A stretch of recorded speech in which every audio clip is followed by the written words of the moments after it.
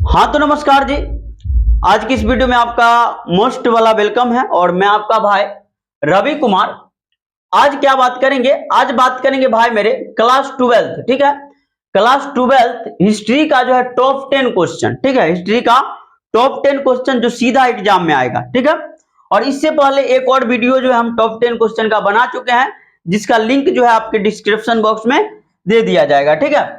तो यहाँ पे हम क्वेश्चन देखेंगे और टोटल 10 क्वेश्चन यहाँ पे हम बात करेंगे, टोटल 10 क्वेश्चन पे जो सीधा एग्जाम में आएगा। तो भाई मेरे सबसे पहला क्वेश्चन आपका क्या है? सबसे पहला क्वेश्चन आपका पुरातत्व से आप क्या समझते हैं? क्या है क्वेश्चन? पुरातत्व से आप क्या समझते हैं? तो देखिए, पुरातत्व का परिभाषा पहले आप लोग देखेंगे। खुदाई के दौरान जो चीजें मिलती है, अगर उनसे इतिहास के बारे में कुछ भी जानकारी मिलती है तो उसे हम पुरातत्व कहते हैं। बात को समझिएगा। देखिए, खुदाई के दौरान मान लीजिए कहीं पे खुदाई हुआ और वहां पे, ठीक है, वहां पे कुछ ऐसे वस्तु निकला जिससे हमको इतिहास के बारे में जानकारी मिलेगी, तो ये क्या कहलाएगा?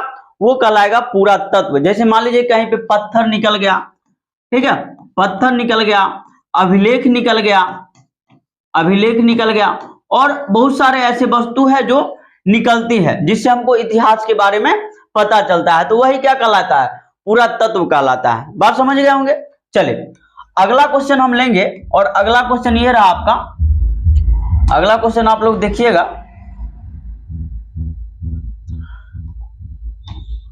देखिए अगला क्वेश्चन है, विजयनगर साम्राज्य की स्थापना कब और किसने की? ठीक है, बहुत ही प्यारा सा क्वेश्चन है। विजयनगर साम्राज्य की स्थापना कब और किसने की थी? तो आपका आंसर ये रहा, देखिएगा। विजयनगर साम्राज्य की स्थापना 1336 ईस्वी में। कब? 1336 ईस्वी में हरिहर तथा बुक्का नाम के भाई ने मिलकर किया था। देखिए, जो विजयनगर साम्राज्य था, ठीक है, विजयनगर साम्राज्य उसकी स्थापना जो है 1336 ईस्वी में। 1336 ईस्वी में दो भाई थे, हरिहर तथा बुक्का, ठीक है, हरिहर तथा बुक्का, ये दोनों भाई जो है मिलकर के किए थे, ठीक है। आगे देखिए, यह दक्षिण भारत के विशाल तथा विख्यात साम्राज्य था। अगर बात किया जाए विजयनगर साम्राज्य की, तो ये जो है दक्षिण भारत के बहुत ही बड़ा और बहुत ही विख्यात साम्राज्य था। कौन? विजयनगर साम्राज्य। बात को समझिएगा। और देखिए, ऑब्जेक्टिव यहां से बहुत ज्यादा पूछता है। जो विजयनगर साम्राज्य की स्थापना कब हुई थी? 1336। और विजयनगर साम्राज्य की स्थापना किसने किया? विजयनगर साम्राज्य की स्थापना किया हरिहर एवं बुक्का नाम के दो भाई थे। कंप्लीट है।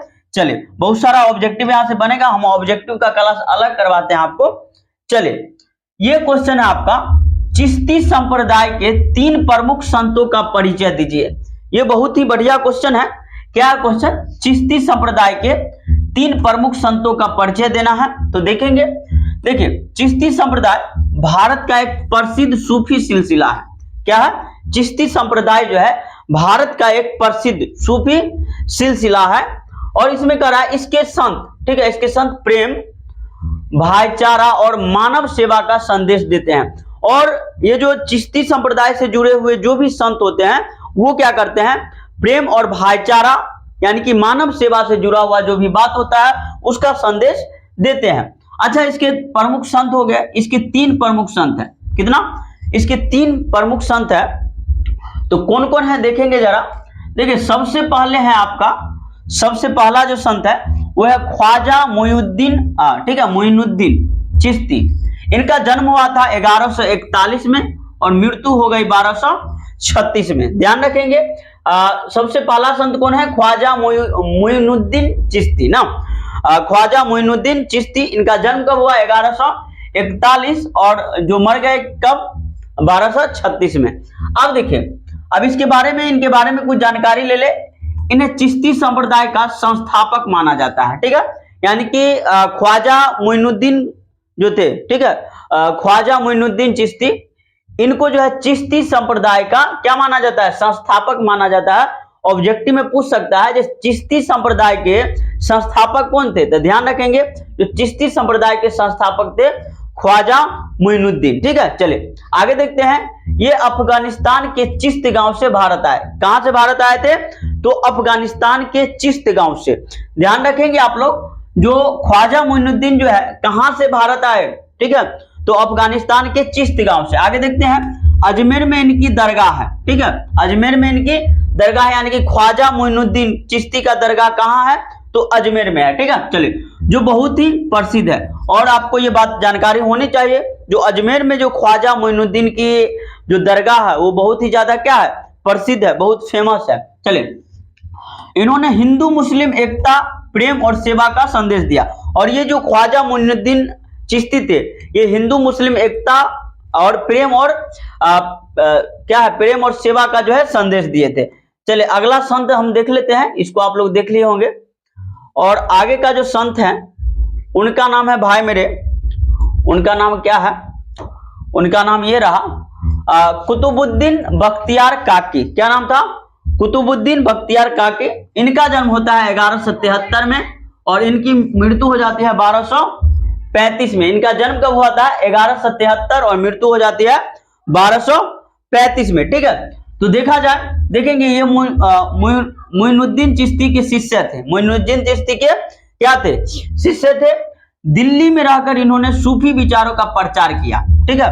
और ये जो कुतुबुद्दीन बख्तियार काकी थे, ये क्या किए, दिल्ली में रह करके जो है, दिल्ली में रह करके इन्होंने सूफी विचार का क्या किया, प्रचार प्रसार किया।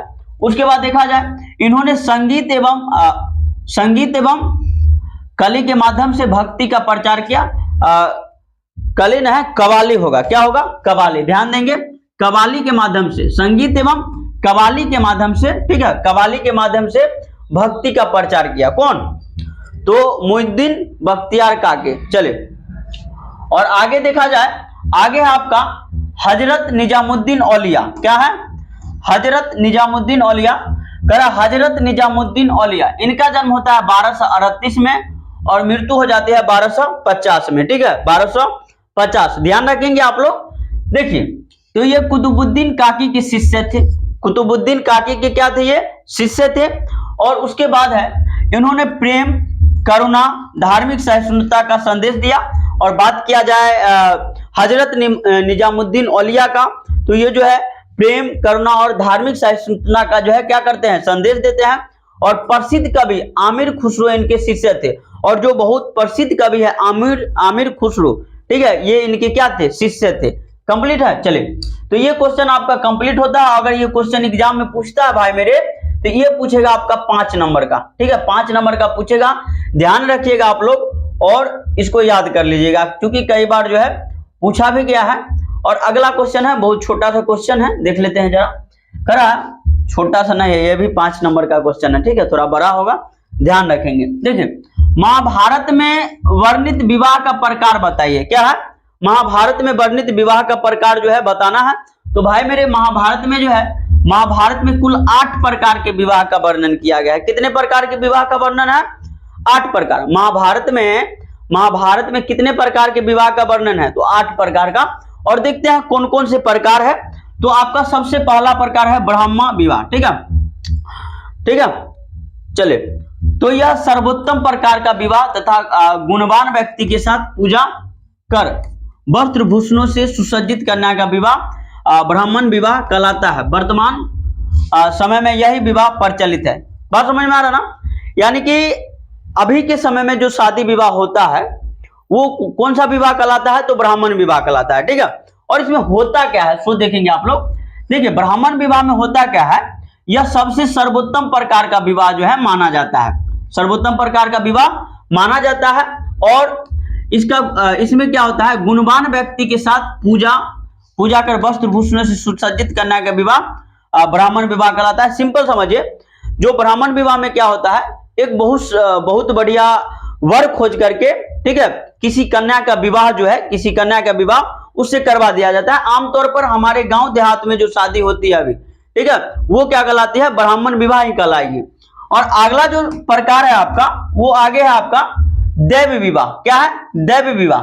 दैव विवाह क्या कहता है, करा विधिवत यज्ञ का अनुष्ठान करने वाले पुरोहित के साथ कन्या का विवाह दैव विवाह कहलाता है। यानी कि जो पुरोहित होते हैं, ठीक है, पुरोहित के साथ जब हम कन्या का विवाह करा दिए, ठीक है, तो पुरोहित के साथ जब हम कन्या का विवाह करा देंगे और अनुष्ठान, यज्ञ और अनुष्ठान करके, बात समझ रहे ना, यज्ञ और अनुष्ठान करके क्या करेंगे, पुरोहित के साथ कन्या का विवाह करा देंगे, तो भाई मेरे ये विवाह कहलाएगा दैवी विवाह। कौन सा विवाह कहलाएगा, दैवी विवाह। आगे देखते हैं, आगे आपका आर्ष विवाह कर रहा है, वर से एक जोड़ी, ठीक है, वर से एक जोड़ी गाय एवं एक जोड़ी बैल प्राप्त कर पिता अपने पुत्री का विवाह उससे कराता था। अब देखिए ये सिंपल सा विवाह था, अर्श विवाह। क्या होता था, जो वर पक्ष से जो है एक जोड़ा गाय और एक जोड़ी बैल जो है ले लिया जाता था, और लेने के बाद जो है कोई भी पिता, ठीक है, वर पक्ष से एक जोड़ा गाय और एक जोड़ा बैल ले लेते थे और उसके बाद अपनी पुत्री की शादी जो है उससे करवा देते थे। तो ये कहलाता था आपका अर्श विवाह, ठीक है। और आगे देखा जाए, आगे है अगला जो विवाह आपका है, अगला विवाह प्रजापत्य विवाह, ठीक है, प्रजापत्य विवाह। इसमें क्या करा है, पिता वर से यह प्रतिज्ञा कराता था कि वह उसकी पुत्री मिलजुल कर सामाजिक धार्मिक कर्तव्य का निर्वाह करेंगे। इसमें सिंपल सा है, ज्यादा कुछ नहीं है। इसमें पिता क्या करते थे, वर से, ठीक है, वर से क्या करते थे, यानी कि दूल्हा से क्या करते थे, वचन लेते थे जो शादी के बाद जो भी सामाजिक और धार्मिक कार्य होगा उसमें उसका और उसकी पुत्री का, दोनों का जो है बराबर का भागीदारी होगा और बराबर जो है कर्तव्य का निर्वाह करेंगे। कंप्लीट है, चलिए। और आगे है आपका, आगे है भाई मेरे असुर विवाह। क्या है, असुर विवाह। कह रहा है वर से यथाशक्ति धन लेकर माता पिता अपनी कन्या का विवाह उससे करते थे। यानी कि वर पक्ष से क्या होता था, बहुत सारा धन ले लिया जाता था और उसके बदला में जो है क्या किया जाता था, जो पिता के द्वारा अपनी बेटी को जो है उसको दे दिया जाता था, और वो विवाह करे या फिर कुछ करे उससे उसको कोई लेना देना नहीं रहता था। लेकिन ये असुर विवाह कहलाता था। कंप्लीट है, चलिए अगला हम देखेंगे। आगे वाला जो विवाह है आपका वो है गंधर्व विवाह। क्या है, गंधर्व विवाह। गंधर्व विवाह क्या है, कहा जब वर व कन्या एक दूसरे के गुणों से आकर्षित होकर विवाह करते थे तो वह गंधर्व विवाह कहलाता था। यानी कि जब लड़का और लड़की, ठीक है, एक दूसरे के गुणों से आकर्षित होकर के विवाह कर लेते थे, ठीक है, बिना दूसरों की सहमति के, तो ये गंधर्व विवाह कहलाता था। आजकल ये विवाह प्रचलित है जो जिसको हम लव मैरिज कहते हैं। कंप्लीट है, चलिए आगे देखते हैं। अगला जो विवाह आपका वो है राक्षस विवाह। क्या है, राक्षस विवाह। कह रहा है बलपूर्वक कन्या का अपहरण करके क्या होगा, जो बलपूर्वक, बात समझ रहे हैं ना, बलपूर्वक जो है कन्या का अपहरण कर लिया जाएगा और उसके बाद जो है उससे शादी रचा लिया जाएगा। यानी कि शादी रचा लेना अपहरण विवाह कहलाता है। ठीक है, अपहरण विवाह नहीं कहेंगे हम, इसको राक्षस विवाह कहेंगे। राक्षस विवाह, क्या, राक्षस विवाह। कंप्लीट है, राक्षस विवाह बोलेंगे। चलिए ध्यान रखेंगे। और अगला जो विवाह है भाई मेरे आपका, अगला विवाह है पिशाच विवाह, जो 8 नंबर का विवाह है, पिशाच विवाह। तो कह रहा सोती हुई अचेत पागल मंदमस्त कन्या के साथ बलपूर्वक संभोग कर उसे विवाह हेतु मजबूर करना पिशाच विवाह कहलाता था। कंप्लीट है, यानी कि जब कोई कन्या है जो अचेत अवस्था में है, पागल है या मंदबुद्धि है, ठीक है, या सो रही है, अगर उसके साथ हम क्या करेंगे, बलपूर्वक संभोग कर लेंगे और उसके बाद उसको हम शादी करने के लिए जबरदस्ती मजबूर करेंगे, तो ये कहलाएगा आपका, ये आपका कहलाएगा पिशाच विवाह। कंप्लीट है, चलिए। तो इस प्रकार आप देखिए यहाँ पे जो है टोटल 8 प्रकार के विवाह का वर्णन जो है, 8 प्रकार के विवाह का वर्णन जो है महाभारत में किया गया है। कितने प्रकार का, 8 प्रकार के विवाह का वर्णन किया गया है, आप देख लिए हैं। चलिए अगला क्वेश्चन हम देखेंगे, और अगला क्वेश्चन आप लोगों के समक्ष ये रहा। आगे का जो क्वेश्चन है आपका देखिएगा, देखिए अगला क्वेश्चन है भाई मेरे, इब्न बतूता की जीवनी पर प्रकाश डालें। ठीक है, इब्न बतूता की जीवनी पर जो है प्रकाश डालना है, तो हम देख लेते हैं जरा। देखिए इब्न बतूता का जन्म 1304 ईस्वी में मोरक्को नामक स्थान पे हुआ था। कहां हुआ था, मोरक्को नामक। इब्न बतूता का जन्म कब हुआ, तो 1304 ईस्वी में। कहां हुआ, तो मोरक्को में हुआ था। कंप्लीट है, चलिए आगे देखेंगे। करा उन्होंने पारिवारिक परंपरा के अनुसार छोटी उम्र में ही शास्त्र, धार्मिक नियमों और साहित्य की शिक्षा ले ली थी। ठीक है, ये इनका परंपरा था, पारिवारिक परंपरा था, यानी कि बहुत समय पहले से इनके परिवार में चलते आ रहा था। जो इनके यहाँ के जो भी लोग होंगे, ठीक है, उनको धार्मिक और साहित्य का ज्ञान लेना जरूरी है। ठीक है, आगे देखिए, कहा जाता है कि जैसे कोई पक्षी अपने घोंसले के छोड़कर, ठीक है, उड़ जाती है, उसी तरह इब्न बतूता ने भी घर छोड़कर यात्रा शुरू कर दी। और कहा यह भी जाता है कि जिस प्रकार कोई पक्षी जो है जब उसको उड़ने आता है तो क्या करता है, अपना घोंसला छोड़ करके उड़ जाता है, ठीक उसी प्रकार इब्न बतूता भी क्या किया, तो जब छोटा मतलब थोड़ा सा बड़ा हुए, ठीक है, थोड़ा सा बड़ा हुए तो क्या किया, अपना घर छोड़ करके निकल गए, ठीक है।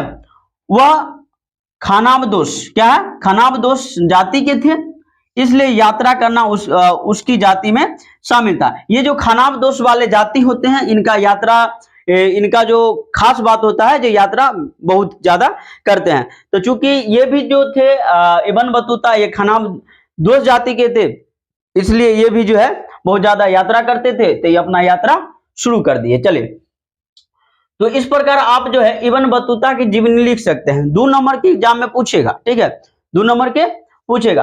तो आगे बढ़ेंगे और अगला क्वेश्चन हम देखेंगे। अभी तक हम टोटल जो है आपको टोटल कितना क्वेश्चन बता दिए हैं। चलिए टोटल जो है हम 5 क्वेश्चन बता दिए है ना। ये छठा क्वेश्चन है आपका, ये है आपका छठा क्वेश्चन। चलिए देखेंगे छठा क्वेश्चन क्या करा भारत का संविधान 26 जनवरी 1950 को क्यों लागू किया गया, ठीक है। भारत का जो संविधान है भाई मेरे, 26 जनवरी 1950 को जो है क्यों लागू किया गया था, ये पूछ रहा है। जो भारत का संविधान, ठीक है, भारत का संविधान 26 जनवरी 1950 को क्यों लागू किया गया, तो सिंपल लिखेंगे, भारत का संविधान 26 नवंबर 1949 को बनकर तैयार हो गया था। ऑब्जेक्टिव में कई बार पूछले है जो भारत का संविधान कब बनकर तैयार हुआ, तो याद रखेंगे 26 नवंबर 1949, 26 नवंबर 1949, लेकिन 26 जनवरी 1950 को लागू किया गया, ठीक है। भारत का संविधान जो है 26 नवंबर 1949 को बनके तो तैयार हो गया, लेकिन ये लागू किया कब किया गया, 26 जनवरी 1950 को, ठीक है। अब देखिए इसका मुख्य कारण था कि 26 जनवरी 1930 को कांग्रेस ने पूर्ण स्वतंत्रता दिवस मनाया और इसी दिन भारतीय ध्वज को पहली बार फहराया गया था। और इसी दिन जो है भारतीय ध्वज को पहली बार फहराया गया कब, देखिएगा, करा कि जो भारत का जो संविधान था ये बन के तैयार हो गया हमारा 26 नवंबर 1949 को, लेकिन हुआ यूं, जो चूंकि जो कांग्रेस थी, ठीक है, भारतीय राष्ट्रीय कांग्रेस, ये पूर्ण स्वतंत्रता दिवस एक बार आजादी से पहले हम लोग क्या किए थे, एक बार पूर्ण स्वतंत्रता दिवस मना चुके थे। कब मना चुके थे, तो 26 जनवरी 1930 को। ध्यान रखेंगे आप लोग, कब मना चुके थे, तो 26 जनवरी 1930 को। और इसी दिन को याद करने के लिए, जो ये हमारा दिन याद रहे, इसलिए हम क्या किए, फिर से जो है 26 जनवरी 1950 को जो है 26 जनवरी 1950 को गणतंत्र दिवस जो है मनाने लगे। यानी कि देखिएगा, इसी दिन को यादगार बनाने के लिए संविधान को 26 जनवरी 1950 को लागू किया गया और ये हमारा 26 जनवरी 1930 वाला दिन याद रहे, इसीलिए जो हम क्या किए, जो 26 जनवरी 1950 को जो है, ठीक है, संविधान को लागू किए थे। तो बात को आप लोग समझ गए होंगे। तो आगे हम बढ़ते हैं और अगला क्वेश्चन हम लेते हैं। देखिए अगला क्वेश्चन आपका ये रहा। अगला क्वेश्चन है, अकबर ने जजिया कर क्यों समाप्त कर दिया, ठीक है। अकबर जो था वो जजिया कर क्यों समाप्त कर दिया, तो भाई मेरे आप लोग आंसर इसका देखिएगा, थोड़ा ऊपर कर ले, हम स्क्रॉल कर लेते हैं इधर। देखिए देखेंगे, अकबर हिंदू और मुस्लिम दोनों को बराबर का दर्जा देता था, ठीक है। अकबर जो था दोनों को जो है बराबर का दर्जा देता था, ठीक है। यहाँ पर डबल हो गया, आप लोग एक बार काट लीजिएगा। दोनों को बराबर का दर्जा देता था। वह चाहता था कि उसके राज्य में शांति व स्थिरता बने रहे और अकबर हमेशा यही चाहता था, जो अकबर चाहता था जो हमारे राज्य में जो है हमेशा शांति और स्थिरता बने रहे। और चूंकि हिंदू हो या फिर मुस्लिम हो, अकबर जो है सभी धर्म को बराबर सम्मान देता था। कोई भी धर्म हो, कोई भी जाति हो, ये पूरी तरह से खत्म करना चाहता था। इसलिए अकबर चाहता था कि ये स्थिरता बनी रहे और लोग जो है लोगों के अंदर भाईचारा बनी रहे, इसलिए ये क्या किया, जजिया कर समाप्त कर दिया, ठीक है। आगे देखिए, इसलिए अकबर ने 1564 में जजिया कर समाप्त कर दिया। और अकबर जो है 1564 में क्या किया भाई मेरे, 1564 में जजिया कर को पूरी तरह से क्या कर दिया, समाप्त कर दिया। तो ध्यान रखेंगे अकबर के जजिया कर, अकबर क्या चाहता था, जो हिंदू मुस्लिम दोनों क्या हो, बराबर हो, दोनों को बराबर का दर्जा मिले, और वह चाहता था कि उसके राज्य में शांति और स्थिरता बनी रहे, ठीक है। इसलिए अकबर क्या किया, 1564 ईस्वी में जो है जजिया कर समाप्त कर दिया। चलिए अगला क्वेश्चन हम देखेंगे, और अगला क्वेश्चन है भाई मेरे आपका, अगला जो क्वेश्चन है कर रहा है चैतन्य महाप्रभु की जीवनी लिखे। क्या है, चैतन्य महाप्रभु की जीवनी लिखे। बहुत ही प्यारा क्वेश्चन है, देखेंगे। ठीक है, चैतन्य महाप्रभु का जन्म 1786 ईस्वी में बंगाल के नदिया जिले में एक ब्राह्मण परिवार में हुआ था। ठीक है, ऑब्जेक्टिव में कई बार पूछा गया है, चैतन्य महाप्रभु का जन्म कहां हुआ था। ठीक है, तो बंगाल के नदिया जिला में, याद रखेंगे नदिया जिला में हुआ था, एक ब्राह्मण परिवार में। कब हुआ, तो 1786 में। ठीक है, देखेंगे आगे।